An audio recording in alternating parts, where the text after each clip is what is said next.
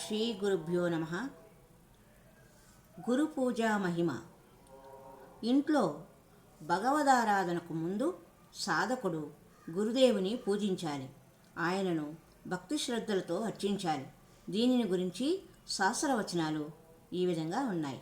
రాజును, గురుదేవుని, వైద్యుని చూడడానికి వెళ్ళినప్పుడు ఖాళీ చేతులతో వెళ్ళడము సముచితం కాదు. అదేవిధముగా పిల్లలను, శిష్యులను లేదా సేవకులను చూడడానికి వెళ్ళినప్పుడు చేతిలో కానుకలతో వెళ్ళడము మంచిది కాదు. స్మృతి మహార్ణవం. భగవానువాచ, మనిషి మొట్టమొదలు గురువును పూజించాలి, ఆ తర్వాత నన్ను పూజించాలి. కేవలము ఈ రీతిగానే అతడు సిద్ధిని పొందుతాడు. ఈ నియమాన్ని ఉల్లంఘిస్తే అతడు ఎంతటి తీవ్ర యత్నం చేసినా ఎటువంటి ఫలితాన్ని పొందలేడు. గురువు ఎదుట అన్యులను పూజించే వ్యక్తి జీవితంలో ఎన్నో కష్టాలను ఎదుర్కొంటాడు. అతడు చేసే ఆరాధనము ఎటువంటి సత్ఫలితాన్ని ఇవ్వదు అని నారద ఉవాచ. గురువు మీద, భగవంతుని మీద ఎనలేని శ్రద్ధ కలిగిన మహనీయునికి వేదజ్ఞాన సారము సహజంగానే ప్రకటితమవుతుంది అని శ్వేతాశ్వత ఉపనిషత్తులో వివరింపబడినది. ఆచార్యుని నన్నుగానే తెలుసుకోవాలి. ఆయనను ఏమాత్రం అగౌరవించవద్దు. గురువును సాధారణ వ్యక్తిగా భావించి అసూయ చూపించవద్దు. ఎందుకంటే ఆయన సకల దేవతలకు ప్రతినిధి అని శ్రీమద్ భాగవతంలో శ్రీకృష్ణుడు పలికిన మాట. గురువు వేదమంత్రాలకు అభిన్నుడు. గురువు శ్రీహరికి అభిన్నుడు. గురువును సంతృప్తిపరిచిన వ్యక్తి పట్ల శ్రీహరి పూర్ణంగా ప్రసన్నుడు అవుతాడు. శిష్యుడు ఎట్టి పరిస్థితులలోనూ గురువుకు సమాన స్థాయిలో కానీ ఉన్నత స్థాయిలో కానీ కూర్చోకూడదని వామన కల్పంలో వివరింపబడినది.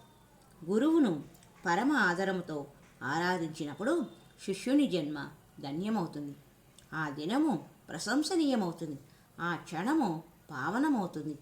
గురువు కొట్టినా, తిట్టినా, శపించినా, విరోధించినా లేదా క్రుద్ధుడైనా సరే శిష్యుడు సర్వదా పరమ ఆదరముతో ఆయనను ఆరాధించాలి, ఇంటికి ఆహ్వానించాలి. గురుదేవుడు నిశ్చయంగా జనార్దనునికి అభిన్నుడు. ఆయన తన దృష్టిలో పండితుడైనా కాకపోయినా పర్వాలేదు. గురువు సముచిత స్థాయిలో నెలకొని ఉంటే శ్రద్ధావంతుడైన శిష్యునికి ఏకైక గతి అవుతాడు.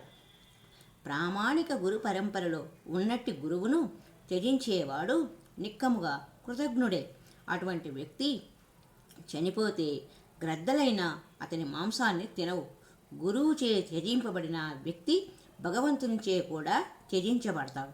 తత్ఫలితంగా నర అధములైన వారే యథావిధిగా గురువును స్వీకరించిన తర్వాత మోహంతో ఆయనను త్యజిస్తారు. అటువంటి వారు నరకంలో అనేక లక్షల కల్పాలు మ్రగ్గుతారు అని గురువు యొక్క వైశిష్ట్యాన్ని తెలుపుతూ బ్రహ్మవైవస్వ పురాణంలో తెలుపబడినది. హరే కృష్ణ హరే కృష్ణ కృష్ణ కృష్ణ హరే హరే, హరే రామ రామ రామ హరే హరే, హరే రామ రామ రామ హరే హరే, హరే కృష్ణ కృష్ణ కృష్ణ హరే హరే, హరే రామ రామ రామ హరే హరే, హరే కృష్ణ కృష్ణ కృష్ణ హరే హరే. సర్వం శ్రీకృష్ణార్పణమస్తు. హరి ఓం తత్సత్.